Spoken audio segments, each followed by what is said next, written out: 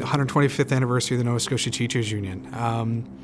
When we first started talking about how do we celebrate this, how do we sort of fold this in with council, I think one of the things that became apparent to us is sort of the need to take a moment and pause, look back on our history, reflect on where we've been, and understand all of that as sort of a building block for where we're going to go as an organization. So, it's very traditional for the president to kind of give an address at council, and this year we've adjusted. So this year's presidential address is going to be replaced really by sort of a montage of interviews and reflections from past presidents. I'm excited to hear what the other presidents have had to say on this. If you read the history of Norm Ferguson, I mean, teachers had no rights, no privileges, no benefits, and it was the work of maybe one or two people going door to door and maybe getting $1 from each teacher to maintain an organization. And like, we're only serving on their shoulders of those who came before us. I think we started with humble beginnings. Well, I had every office. I was 2 years as vice president, 2 years as secretary-treasurer, which was a big learning experience, 2 years as first vice president, and I'm 3 or 4 years as a member at large in the executive.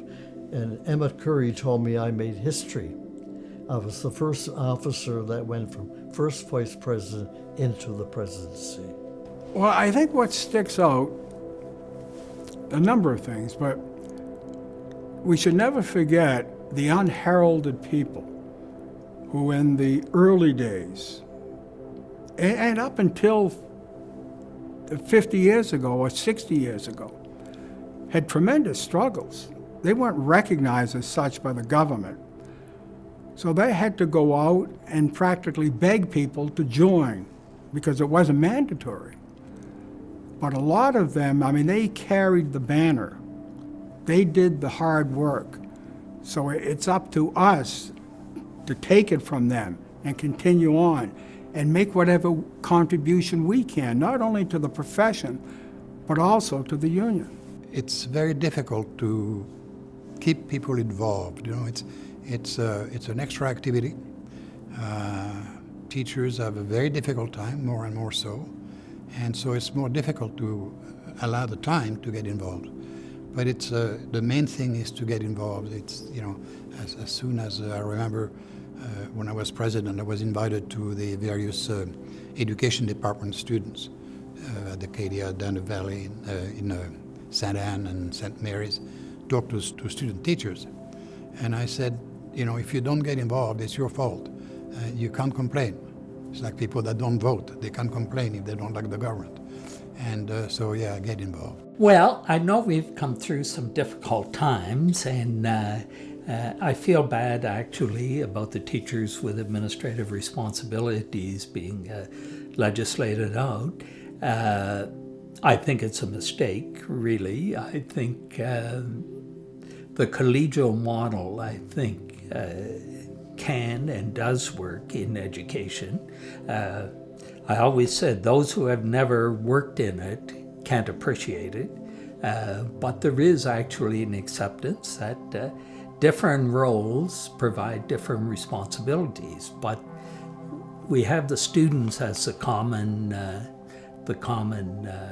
factor, and if we keep our focus there, we can work out the other difficulties quite easily.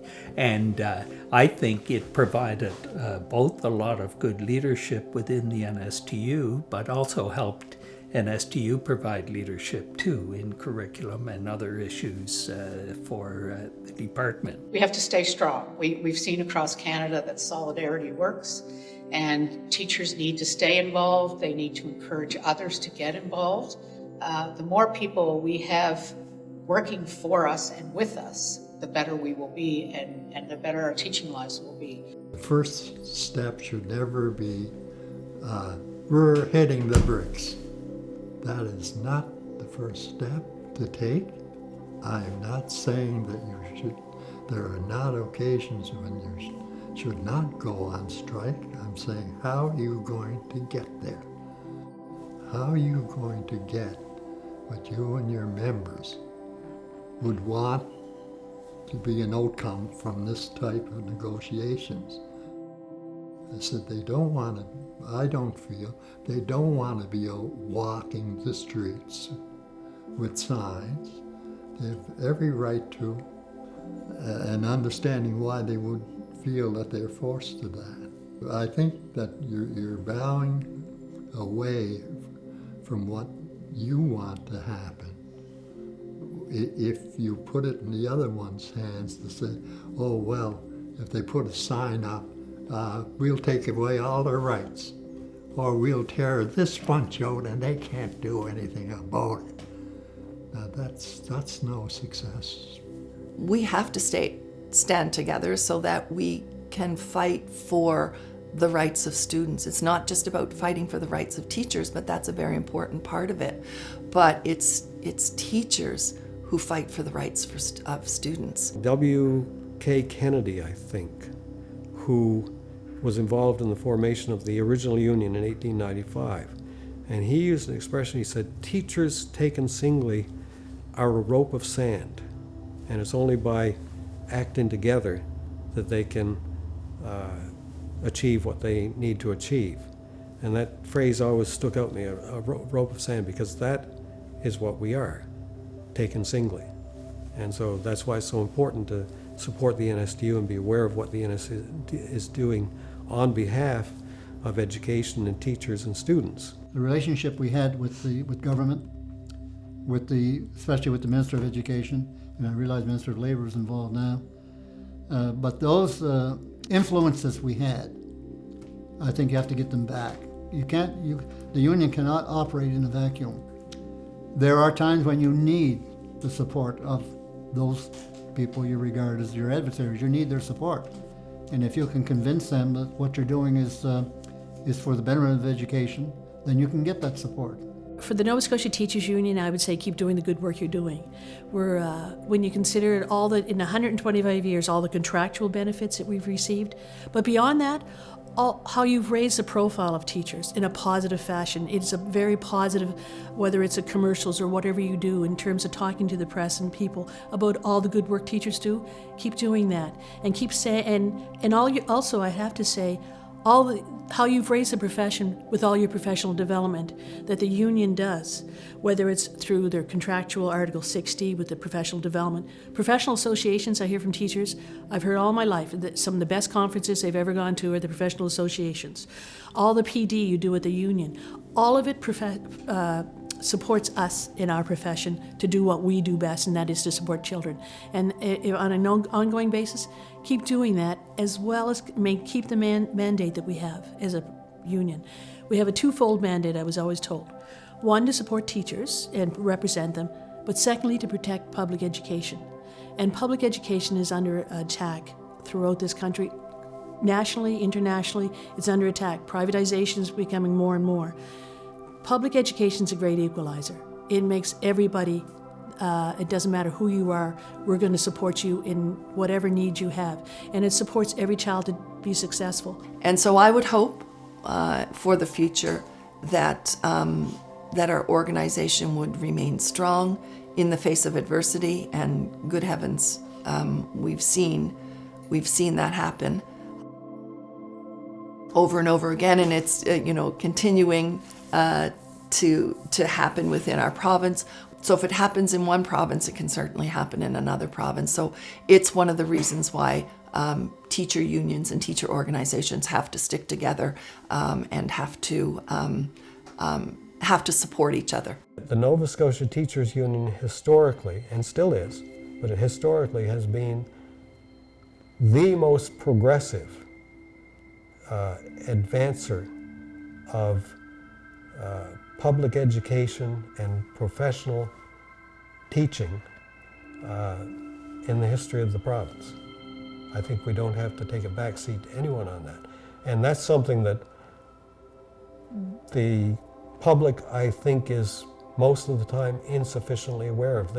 They see us when we're scrapping with the government over contracts or over some some kind of economic welfare issue, or what the government will try to represent as an economic issue, and always isn't always so. But they see us in that guise as promoting the economic interests of teachers. They don't see all that is done to work cooperatively with other partners to improve public education itself and to improve how many resources we put into the professional development of teachers to make them better teachers.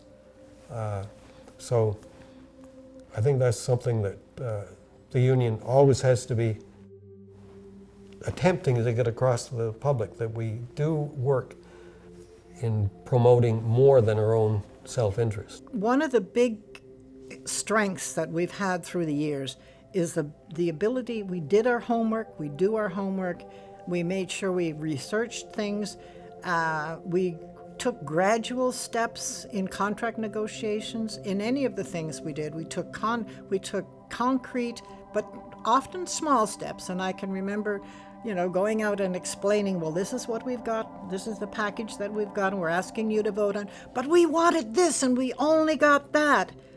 But the next time we could build on that little step. So that was always one of the things that impressed me, how the incremental nature of the way we progressed. The other thing is we've got to keep doing that in the future.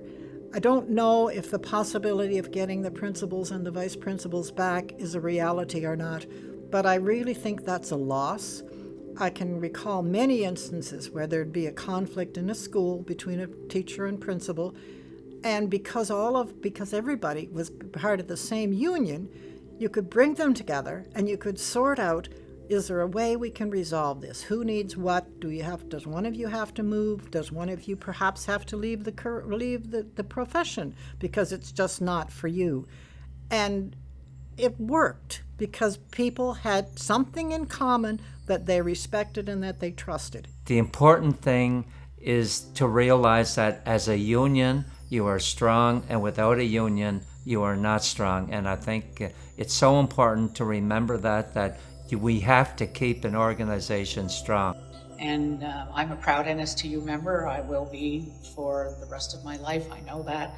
I'm thankful for the leaders from the King's Local, where I started. I learned valuable lessons from them, lessons I've taken with me my whole career, and the value and the professional development that you get from the NSTU is immeasurable. Now it's a case of weighing where we are, looking forward. We've been around for 125 years, and I think we will be around for a long time in the future. I think it is kind of setting a goal, looking at our vision, and then working towards it. I think it's consistency of vision that will lead us again to being a significant voice in education. Within the next 25 years, if we can maintain that ability to make gains when we negotiate, we'll be far better off than we are now, as we are far better off now than we were 30 years ago, 40 years ago, 50 years ago, so on. So I want to say thank you to all the past presidents for making time to share their thoughts and reflections with us. And we look forward to all the celebrations and commemoration of our 125th anniversary throughout the weekend and beyond. All the best.